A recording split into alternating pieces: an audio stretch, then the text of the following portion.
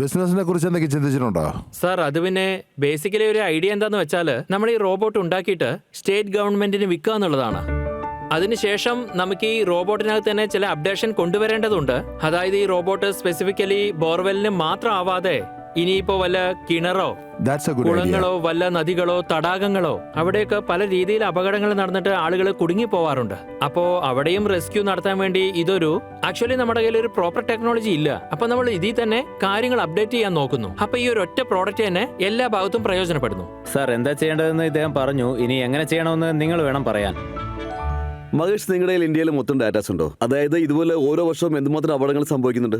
വർഷത്തിൽ ഏതാണ്ട് 40 മുതൽ 60 വരെ ഇത്തരം അപകടങ്ങൾ നടക്കുന്നുണ്ടെന്നാണ് അറിവ്. അല്ല, പർട്ടിക്കുലർ ആയിട്ട് ഏതെങ്കിലും സ്റ്റേറ്റ് ഉണ്ടോ കൃത്യമായ ഡാറ്റ കിട്ടുന്നത് പോലെ? അതെ, ഏറ്റവും കൂടുതലായിട്ട് ഇത് കാണുന്നത് രാജസ്ഥാനിലും ഹരിയാനയിലുമാണ്. അപ്പോ നിങ്ങളുടെ അഭിപ്രായം അനുസരിച്ച് ഈ പ്രോട്ടോടൈപ്പ് പ്രൊഡക്ഷൻ തുടങ്ങുകയാണെങ്കിൽ ഒരു 12 എണ്ണം ഉണ്ടാക്കാം, 15 എണ്ണം ഉണ്ടാക്കാം, അല്ലെങ്കിൽ 24 എണ്ണം ഉണ്ടാക്കാം.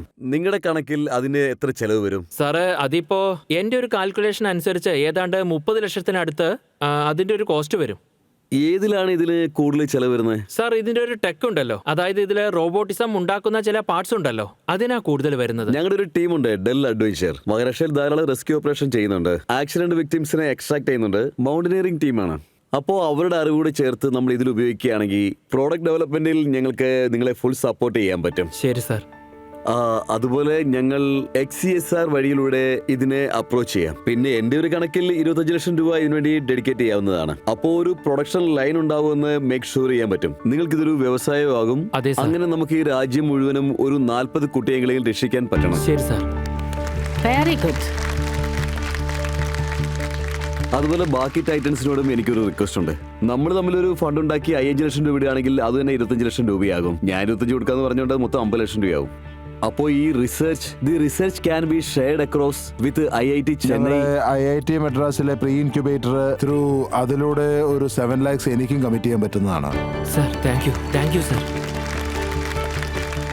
ഞങ്ങളുടെ ഭാഗത്തുനിന്ന് ഗോൾഡൻ ന്യൂയോർക്കിന്റെ ഭാഗത്തുനിന്ന് ജിമ്മി സാറ് പറഞ്ഞതുപോലെ 5 ലക്ഷം തരാൻ ഞാനും തയ്യാറാണ്.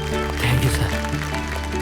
എനിക്ക് പറയാൻ തോന്നുന്നത് മഹേഷ്, ഇപ്പോൾ നിങ്ങൾ ഇത് ഉണ്ടാക്കിയ രീതി അത് ഇപ്പോൾ നമ്മൾ ഒരു സ്റ്റാർട്ടപ്പ് എന്ന രീതിയിലാണ് ഇവിടെ നിന്ന് കണ്ടുകൊണ്ടിരിക്കുന്നത്. പക്ഷേ ഇതിനകത്തുള്ള കാര്യങ്ങൾ, ഇതിലുള്ള ഇമ്പാക്റ്റ്, അത് സോഷ്യൽ ഇമ്പാക്റ്റ് ആയാലും നാഷണൽ ഇമ്പാക്റ്റ് ആയാലും ഇതൊരു ചെറിയ സ്റ്റോറി അല്ലെന്നാ എനിക്ക് തോന്നുന്നത്.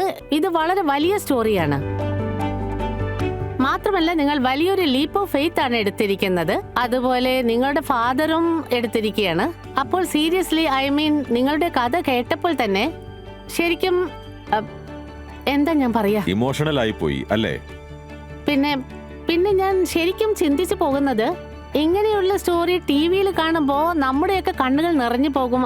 പക്ഷേ ഏതൊരു പാരന്റ്, ഏതൊരു അച്ഛനോ അമ്മയോ അവരുടെ കുഞ്ഞ് ഇതിൽ വീഴുമ്പോൾ അവർക്ക് നിങ്ങളൊരു ദൈവം തന്നെയാണ്.